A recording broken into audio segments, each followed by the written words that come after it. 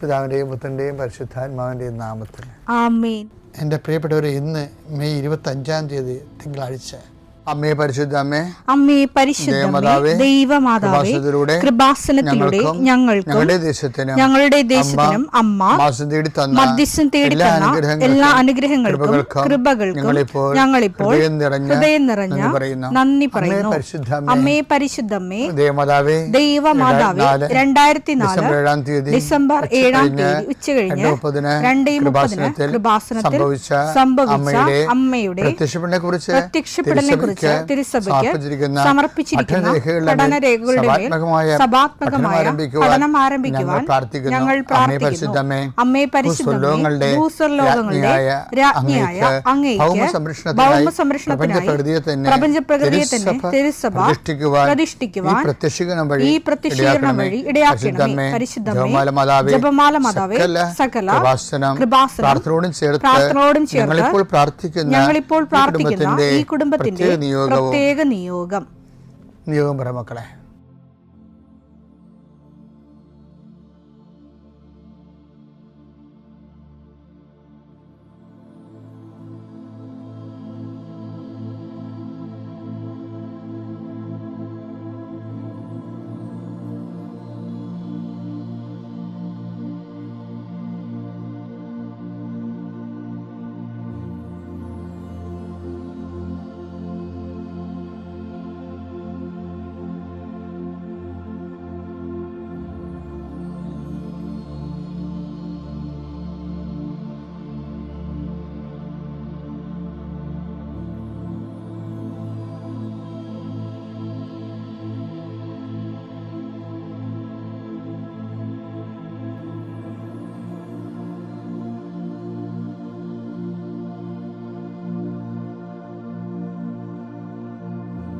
അമ്മയുടെ പ്രത്യക്ഷീകരണത്തിന്റെ ഈ അനുഗ്രഹവേളയിൽ ഞങ്ങൾക്ക് സാധിച്ചു തരുവാൻ കനിയണമേ.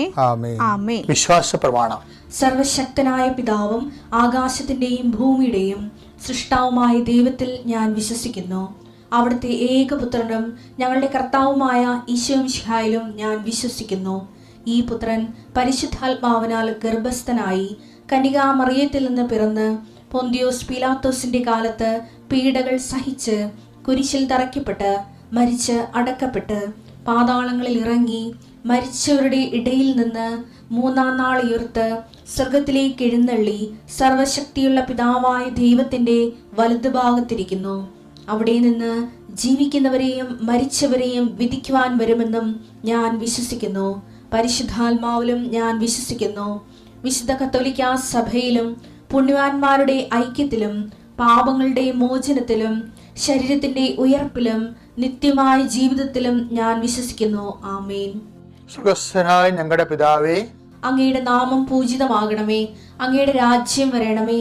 അങ്ങയുടെ തിരുമനസ് സ്വർഗത്തിലെ പോലെ ഭൂമിയിലും ആകണമേ. അന്നു വേണ്ടുന്ന ആഹാരം ഇന്ന് ഞങ്ങൾക്ക് തരണമേ. ഞങ്ങളോട് തെറ്റ് ചെയ്യുന്നവരോട് ഞങ്ങൾ ക്ഷമിക്കുന്നത് പോലെ ഞങ്ങളുടെ തെറ്റുകൾ ഞങ്ങളോടും ക്ഷമിക്കണമേ. ഞങ്ങളെ പ്രലോഭനത്തിൽ ഉൾപ്പെടുത്തരുതേ, തിന്മയിൽ ഞങ്ങൾ രക്ഷിക്കണമേ. ആമേൻ. നന്മ നിറഞ്ഞ മറിയമേ, സ്വസ്തി. കർത്താവ് അങ്ങയുടെ കൂടെ സ്ത്രീകളിൽ അങ്ങ് അനുഗ്രഹിക്കപ്പെട്ടവളാകുന്നു. അങ്ങയുടെ ഉദരത്തിൻ ഫലമായി ഈശോ അനുഗ്രഹിക്കപ്പെട്ടവനാകുന്നു. പരിശുദ്ധ മറിയമേ, തമ്പുരാന്റെ അമ്മേ, പാപികളായ ഞങ്ങൾക്ക് വേണ്ടി ഇപ്പോഴും ഞങ്ങളുടെ മരണസമയത്തും തമ്പുരാനോട് അപേക്ഷിക്കണമേ. ആമേൻ.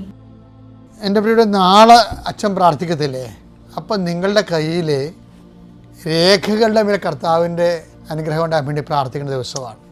എല്ലാ രേഖകളൊന്നും അച്ഛൻ വിളിച്ച് പറയത്തില്ലെങ്കിലും അച്ഛൻ മനസ്സ് ഉദ്ദേശിക്കുന്നുണ്ട് എല്ലാ രേഖകളും. ഇപ്പോൾ ഭൂമി തരം മാറ്റുന്നതിന് കൊടുത്തിട്ടുള്ള അപേക്ഷകൾ, അതിൻ്റെ കോപ്പി ഉണ്ടാകണം നാളെ പ്രാർത്ഥിക്കുമ്പോൾ വെളുപ്പിനെ.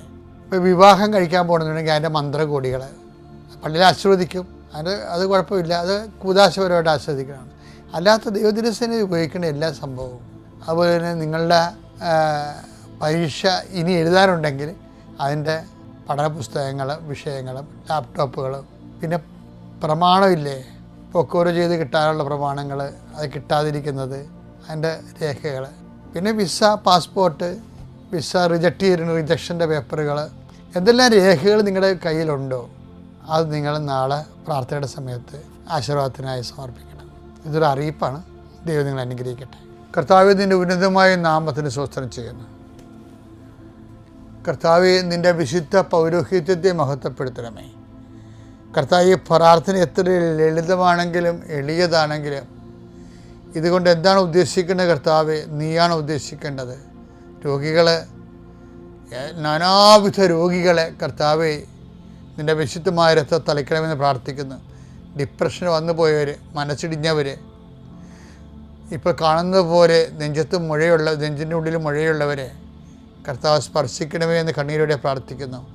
ഉടലിൽ നിന്ന് വെള്ളം വന്നുകൊണ്ടിരിക്കുന്നവരെ കർത്താവ് സുഖപ്പെടുത്തുന്നുണ്ട്. കർത്താവ്, അടിവയറ്റിലെ വേദനകളും മുഴുവൻ എല്ലാത്തരം അസ്വസ്ഥതകൾ, ഭാരങ്ങൾ, എന്തോ കെട്ടിയിരിക്കണ പോലെ തോന്നുന്ന അവസ്ഥകൾ കർത്താവിൻ്റെ നാമത്തിൽ സൗഖ്യമാകട്ടെ എന്ന് ഈശോനാമത്തിൽ പ്രാർത്ഥിക്കുന്നു. കർത്താവ്, ഇന്ന് ജോലി അന്വേഷിച്ച് പോകുന്നവരെ, കർത്താവ് ഓപ്പറേഷന് വേണ്ടി ഒരുങ്ങിക്കൊണ്ടിരിക്കുന്നവരെ, ഓപ്പറേഷൻ 2.5 മണിക്കൂർ ഉണ്ടാകുമെന്ന് കേട്ടപ്പോഴൊരു പ്രയാസം നേടുന്നവരെ, അതിനെക്കുറിച്ച് ഭയങ്ങൾ തോന്നുന്നവരെ, എല്ലാ ഓപ്പറേഷനുകളെയും കർത്താവിൻ്റെ നാമത്തിൽ ഞാൻ ആശീർവദിക്കുന്നു. കർത്താവ്, പ്രസവത്തിലെ കുഞ്ഞിന് വെയിറ്റ് കൂടുതലാണ്, സിസേറിയൻ വേണമെന്ന് പറഞ്ഞപ്പോൾ അങ്ങനെ പറഞ്ഞിരിക്കുന്നവർ, അങ്ങനെ ഓരോരോ വിഷയത്തിൽ പ്രസവ സംബന്ധമായ വിഷയങ്ങളെ വിഷമിക്കുന്നവരും വേദനിക്കുകയും വീർമുട്ടുകയും ചെയ്യുന്നവരുടെ എല്ലാ ഭാരങ്ങളും മാറി മാതാവ് പ്രസവത്തിൻ്റെ ഓപ്പറേഷൻ്റെ ടൈമിൽ അല്ലെങ്കിൽ പ്രസവത്തിൻ്റെ സമയം നിൻ്റെ കൂടെ കൈകൾ പിടിച്ചുകൊണ്ട് പരിശുദ്ധ അമ്മയെ നിന്നെ ഏൽപ്പിക്കുന്ന പിതാപുത്രനും പരിശുദ്ധാത്മാവായ സർവീശ്വര എന്നേക്കും ആമേൻ. എൻ്റെ പ്രിയപ്പെട്ട, നമ്മൾ ഇന്ന് കാണുന്നത്, നമുക്കറിയാം ഈ ദിവസങ്ങളിലെല്ലാം അച്ഛൻ ചെയ്യണത് പെന്തക്കോസ്ത മഹോത്സവത്തിന് ശേഷവും അതിന് ശേഷമുള്ള ഈ പെന്തക്കോസ്ത കാലഘട്ടങ്ങളിലുള്ള ആത്മാവിനെക്കുറിച്ചുള്ള ജാഗ്രതയും അത് സ്വീകരിക്കാൻ വേണ്ടിയുള്ള ദൈവകൃപ നിങ്ങൾക്ക് ലഭിക്കണമെന്ന ഉദ്ദേശത്തിലാണ് അച്ഛൻ ഓരോ ടോക്കുകൾ ചെറിയ ബിറ്റ്സുകൾ നൽകുന്നത്. ഇപ്പോൾ ഇന്ന് നമ്മൾ കാണാൻ പോണത് പരിശുദ്ധാത്മാവിൻ്റെ വരങ്ങളെക്കുറിച്ചാണ് നമ്മൾ ഇത്രയും നാൾ സംസാരിച്ചുകൊണ്ടിരുന്നത്. ഇന്ന് നമ്മൾ കാണുന്നത് വിശ്വാസവരത്തെക്കുറിച്ചാണ്. വിശ്വാസവരം എന്ന് വെച്ച് കഴിഞ്ഞാൽ നമുക്ക് വിശ്വാസത്തിന് പല തലങ്ങളുണ്ട്. ഒരറിവിൽ നിന്നുണ്ടാകുന്ന വിശ്വാസമുണ്ട്. ഇപ്പോൾ നമുക്ക് അമേരിക്കയെക്കുറിച്ചൊക്കെ പറയുമ്പോൾ അമേരിക്ക നമ്മൾ കണ്ടിട്ടില്ലെങ്കിലും നമ്മൾ ഉണ്ട്, അപ്പോൾ നമുക്കൊരു വിശ്വാസമുണ്ട് അല്ലേ. പിന്നെ സ്നേഹം വിശ്വസിക്കുന്നു, ഇപ്പോൾ സ്നേഹമെല്ലാം വിശ്വസിക്കുമെന്ന് പൗലോസ് പറഞ്ഞില്ലേ. അപ്പോൾ നമ്മളോട് പറഞ്ഞു തന്നിട്ട് നമുക്ക് കാണാൻ അറിവില്ലെങ്കിലും ചില കാര്യം നമുക്ക് വിശ്വസിക്കാൻ ജീവിക്കാൻ പറ്റത്തില്ല. ചിലർ ചതിക്കും, പക്ഷേ അപ്പോൾ അത് മുക്കാലും നമ്മുടെ അമ്മയൊക്കെ പറയണത് എല്ലാം കറക്റ്റായിരിക്കും, നമ്മളോടുള്ള സ്നേഹത്തിലായിരിക്കും അത് പറയണത്. അപ്പോൾ സ്നേഹിതന്മാർ പറയുന്നതെല്ലാം അപ്പോൾ അത് മുക്കാലും കറക്റ്റായിരിക്കും. അച്ഛനത് ചെയ്യേണ്ട കേട്ടാ, അത് ശരിയാകത്തില്ല കേട്ടാ എന്ന് എന്നോട് ചിലർ പറഞ്ഞിട്ടുണ്ട്. അപ്പോൾ ഞാൻ പിന്നെ ചിലപ്പോൾ ആ ഒരു സമ്മേളനത്തിന് അല്ലെങ്കിൽ ആ ഒരു പദ്ധതി ഞാൻ പിന്നെ എടുക്കത്തില്ല. എന്താ കാര്യം, നമ്മളോട് പറയുന്ന ആൾക്കാർ നമ്മൾ ദുഃഖിക്കരുത്, നമ്മൾ നന്മയിലൂടെ വളരണമെന്ന് ആഗ്രഹിച്ചിട്ടുള്ളത് പറയണം. അപ്പോൾ അവർ കറക്റ്റായിട്ട് ഇപ്പോൾ എന്നെ കുറേ ആൾക്കാർ എന്നോട്, ഞാനധികം റിലേഷൻസ് കീപ്പ് ചെയ്യത്തില്ല, വളരെ ചുരുക്കം റിലേഷൻസ്. കാര്യം ഈ ആവശ്യമില്ലാത്ത കയറി ആൾക്കാരെ എന്നെ സ്വാധീനിക്കാതിരിക്കാൻ വേണ്ടി ഞാൻ അധികം റിലേഷൻസ് കീപ്പ് ചെയ്യത്തില്ല. ഞാൻ അരൂപിക്ക് എടുത്ത പ്രവർത്തനങ്ങൾക്ക് എതിരായിട്ടേ വരത്തുള്ളൂ മാനുഷികമായ ഐഡിയോളജികൾ. പക്ഷെ എന്നാലും ചില വിഷയങ്ങൾ ചില ആൾക്കാർ പറയുമ്പോൾ അത് പരിശുദ്ധാരും നമ്മളെ പറയും അത് കറക്റ്റാണ്, അപ്പോൾ അതുകൊണ്ട് അല്പം നഷ്ടമാണെങ്കിലും തൽക്കാലം നിൽക്കുക, അല്ലെങ്കിൽ ചാറേണ്ട കാര്യമില്ല എന്ന് പറയുമ്പോൾ അത് സ്നേഹത്തിൽ നിന്നുണ്ടാകുന്ന വിശ്വാസമാണ്. പിന്നെയെന്ന് പറയണത് അഭിഷേകപരമായ വിശ്വാസമുണ്ട്. അതൊരു വരവാണ്. എല്ലാം വരവാണെങ്കിലും അഭിഷേക വിശ്വാസത്തിന് അത് കൂടിയ വരവാണ്.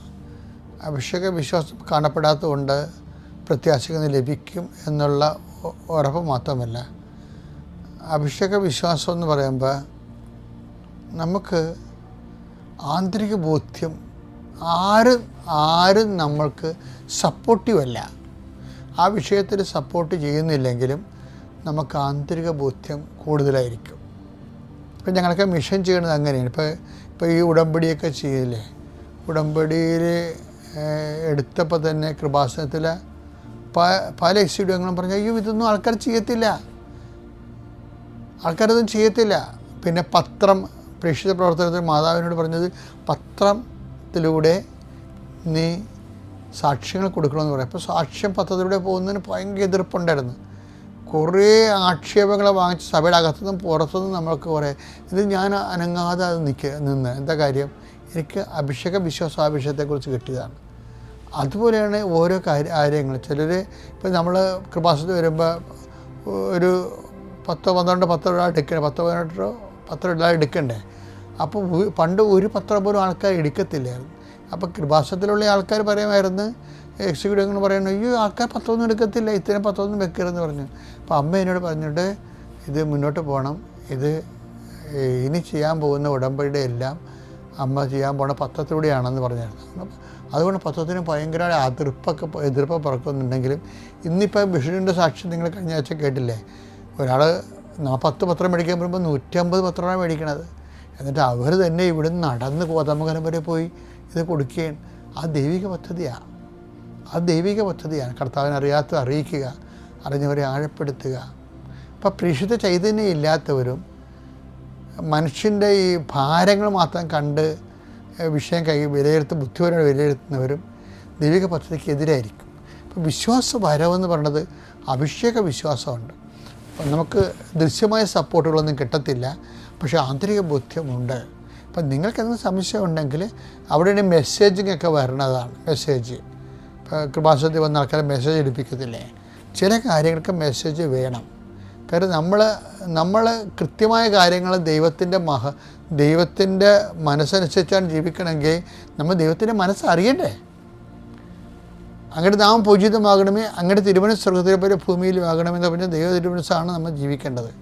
അപ്പോൾ ദൈവദിവസം അറിയണമെങ്കിൽ അതിനുള്ള സംവിധാനങ്ങൾ ഉണ്ടാകണം. അപ്പോൾ അവിടെയാണ് വിശ്വാസവരം പോണത്.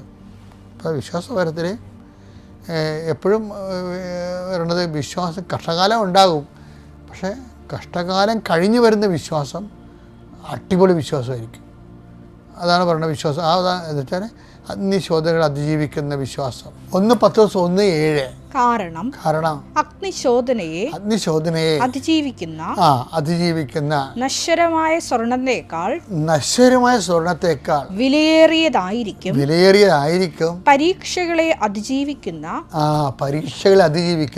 നിങ്ങളുടെ വിശ്വാസം. അപ്പോൾ ഒരു പരീക്ഷകൾ ഉണ്ടാകുമ്പോൾ അതിനെ വിശ്വാസം കൊണ്ട് അതിജീവിച്ചാൽ പിന്നെ സ്വർണത്തേക്കാൾ ഊതിക്കാച്ച് വിലയുള്ള അമൂല്യമായ വിശ്വാസത്തിൻ്റെ ആസ്തി നമ്മുടെ കയ്യിൽ ഉണ്ടാകണം. അപ്പോൾ വിശ്വാസം ഉണ്ടാകുമ്പോൾ പതറേണ്ട കാര്യമില്ല, അതിനെ വിശ്വാസം കൊണ്ട് അതിജീവിച്ചാൽ മതി. Praise the Lord.